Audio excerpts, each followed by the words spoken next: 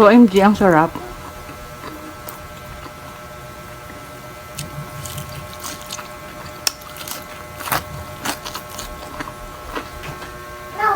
Hello mga mare, for today's video, may isi-share ako sa inyo na perfect pang merienda and perfect din siya pang ulam. At kung interesado ka dito mga mare, ang tawag dito is ukoy kalabasa or vegetable ukoy. And make sure na tatapusin mo ang video dahil ipa-flash ko sa screen ang ingredients at doon mo makikita ang mga tamang sukat nito. So kaya ko nasabi siya mga mare na perfect pang ulam kasi inuulam talaga namin siya and super healthy na, masarap pa. So let's start na nga mga mare no. Bali, ang main ingredients natin dito is kalabasa or squash. And to start with our vegetable ukoy, prefer ko muna dito mga mare yung butter ingredients or yung butter mixture. Gumamit lang ako dito mga mare ng 3 itlog. At binati ko lang to gamit ang wire whisk or kung hindi available yung wire whisk sa atin, mayroon din naman or pwede din naman ang tinidor. And kapag napansin mo mare na okay na or properly beaten na yung egg, then i-add na natin yung ating cornstarch and flour. Kapag mare ang gamit mo ay tinidor or fork, I suggest na unti-unti mo lang i-add yung powder para hindi siya mag-lumps or hindi tayo mahirapan sa pagme-mix.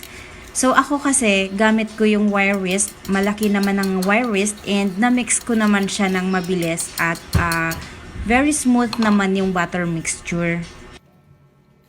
And para mas mapabilis yung pagme-mix natin mga mare, isunod nyo agad yung water or 1 cup of cold water para mas mabilis or hindi tayo mahirapan sa pagme-mix.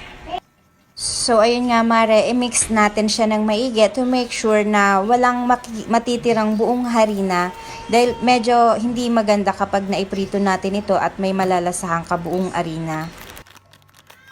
And this is optional mga mare, nagumamit ako dito ng all-purpose breading mix. Ito yung mga breading mix na ginagamit natin to fry our chickens. Bale, ang purpose ko nito mga mare is to add additional flavor. At makakatulong din ito mga mare para mas lalong maging crispy yung ating ukoy. Pwede kang gumamit nito mga mare, any brand will do. Pwede din yung spicy flavor mga mare. I choose regular flavor lang kasi mayroon batang kakain. Kayo mga mare, nakagawa na rin ba kayo ng ganitong ukoy? Actually, yung ibang gumagawa ng ukoy na kalabasa, naglalagay sila ng shrimp, yung sariwang shrimp. Tapos carrots and red bell pepper. Pero that is optional lang naman mga mare. And kung ano lang ang available sa ating kusina. At sa pag-prefer naman mga mare ng squash or ng kalabasa, bali, in-slice ko lang ito ng maninipis. And kinat natin ito into strips. Para sa panimpla naman mga mare, mas preferred ko gumamit ng patis kesa sa regular sea salt. Ewan ko, para sa akin kasi mas malasa kapag patis. Anyway, nasa sa inyo naman yung mga mare kung patis or asin yung gagamitin natin. So, for this mixture, gumamit ako ng 4 tablespoon na patis. Konting MSG. Or nasa sa inyo mga mare kung mas preferred niyo gamitin yung granules na nabibili sa grocery store. Pero ako I preferred gumamit talaga ng MSG kahit sa anong lutuin. At syempre hindi mawawala yung ground black pepper. So para sa akin kasi ito yung isa sa mga nag-enhance sa lasa ng ating mga niluluto. Pagdating sa paminta mga mare, nililimit ko talaga ang paggamit since may bata ngang kumakain. Pero dito sa mixture na gagawin natin mga mare, bali 1/2 tablespoon na ground black pepper, okay na yun. And then, mix lang ng mix hanggang sa maging well combined ng ating butter mixture.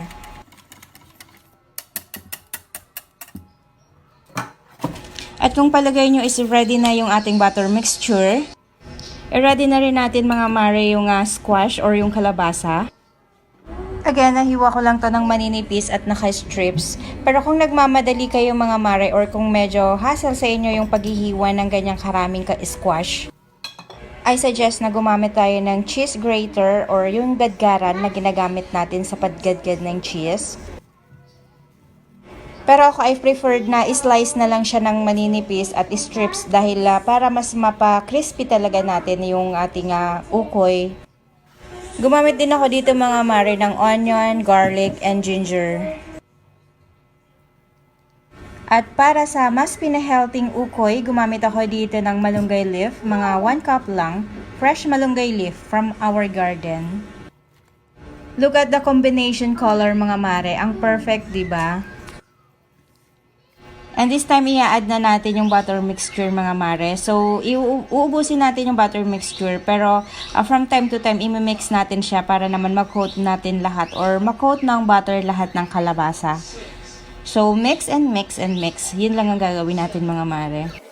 Sa pagpiprito nito mga mare, syempre gagamit ako dito na non-stick frying pan. This is from Omega Houseware. So, nabili ko to sa Shopee mga mare. So, napaka-affordable nito and sulit and quality naman din talaga. And ilalagay ko na lang din ng link sa comment section para sa shop kung saan mabibili itong frying pan. Ito yung favorite ko talaga na paglutuan mga mare, lalo na kapag magpiprito. Kitang-kita nyo naman kung gaano kaganda or ka-successful yung pagpa-fry ko, diba mga mare? So, hindi talaga siya dumidikit. Perfect gamitin din siya mga mare sa mga stove or kalan and also sa mga induction cooker. Lalo na sa mga mahilig gumawa ng hotcake. Naku mga mare, bilhin nyo to. Maganda to, promise. So ayun na nga, balik tayo sa pagpiprito mga mare. Isang sandok lang ng regular na panandok ang ginamit ko dito para gusto ko kasi is crispy talaga yung ukoy. So para manipis lang yung product natin or yung ukoy natin, ginamitan ko siya ng panandok. Sa pagluluto nito mga mare, make sure na mainit ang ating mantika. So kailangan natin iset into high ang ating apoy. At kapag nakita mong ready na or mainit na yung oil, pwede na natin simulan yung pagpiprito and make sure na ilo-lower natin into medium yung apoy para maiwasan natin yung pagkasunog ng ating niluluto. Lutuin natin ito mga mare until makuha natin yung golden brown color. For the sausawan mga mare, suka lang yan na may sili. Konting water na may asin at asukal mga mare, tapos may onion saka garlic, tapos chili na rin. Look at that mga mare, perfect siya. So, crispy outside and juicy inside. At ito nga mga mare, natapos na tayo. So, nasa exciting part na. So, titikman na natin na yung ating nilutong vegetable ukoy. Grabe, ang perfect ng pagkaluto nito mga mare. So, sana nagustuhan nyo yung aking video. So, kung nagustuhan nyo mga mare, give me a thumbs up.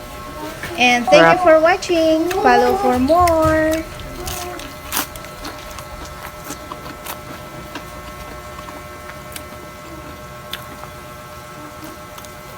OMG, ang sarap.